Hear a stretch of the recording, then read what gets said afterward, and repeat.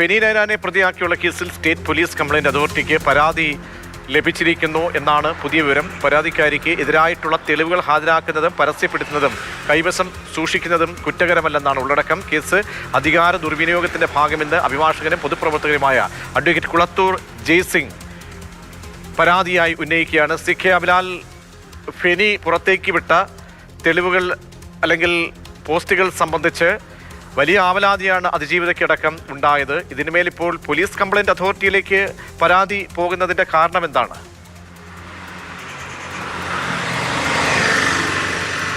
കുളത്തൂർ ജയ്സിംഗ് പൊതുപ്രവർത്തകൻ കൂടിയാണ്, അഭിഭാഷകനുമാണ്. സമാന നിലയിലുള്ള പല ഘട്ടങ്ങളിലും അദ്ദേഹം പരാതിയുമായി ഒന്നുകിൽ മുഖ്യമന്ത്രി അല്ലെങ്കിൽ DGP, പോലീസ് കംപ്ലയിന്റ് അതോറിറ്റി എന്നിവരെ സമീപിച്ചിട്ട് ഉള്ള ആളാണ്. പൊതുപ്രവർത്തകൻ എന്നുള്ള നിലയിലുള്ള അദ്ദേഹത്തിൻ്റെ പ്രവൃത്തി പരിചയം, അതോടൊപ്പം തന്നെ അഭിഭാഷകൻ എന്നുള്ള നിലയിലുള്ള സ്ഥിതിയും കണക്കിലെടുത്താണ് ഇത്തരത്തിലുള്ള ഇടപെടലുകൾ നടത്തുന്നത്. പത്തനംതിട്ട സൈബർ പോലീസ് എടുത്ത കേസ് നിയമപരമായി നിലനിൽക്കുന്നതല്ല എന്നുള്ളതാണ് അദ്ദേഹത്തിൻ്റെ പരാതിയിലെ ഉള്ളടക്കം. തെളിവുകൾ, പരാതിക്കാരിക്കെതിരായ തെളിവുകൾ ശേഖരിക്കുന്നതും പരസ്യപ്പെടുത്തുന്നതും കൈവശം സൂക്ഷിക്കുന്നതും നിയമത്തിന് വിരുദ്ധമായിട്ടുള്ള കാര്യമല്ല എന്നാണ് അദ്ദേഹം പരാതിയിൽ പറയുന്നത്.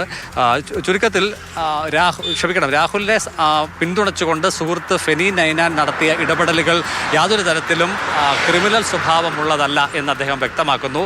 അധികാര ദുർവിനിയോഗമാണ് പോലീസിൻ്റെ ഭാഗത്തു നിന്നും ഉണ്ടായിട്ടുള്ളത്. മനുഷ്യാവകാശ ലംഘനം ആണ് എന്നുകൂടി അദ്ദേഹം പരാതിയിൽ സൂചിപ്പിക്കുന്നു. മാത്രമല്ല, തനിക്കെതിരായ തെളിവുകൾ യാതൊന്നും പുറത്തേക്ക് വരാൻ താല്പര്യപ്പെടാത്ത പരാതിക്കാരിക്കൊപ്പം നിൽക്കുന്ന നിലപാടാണ് പോലീസ് സ്വീകരിച്ചത് എന്നുള്ള വിമർശനം കൂടി ഉൾപ്പെടുന്നതാണ് ജയ്സിംഗിൻ്റെ പരാതി.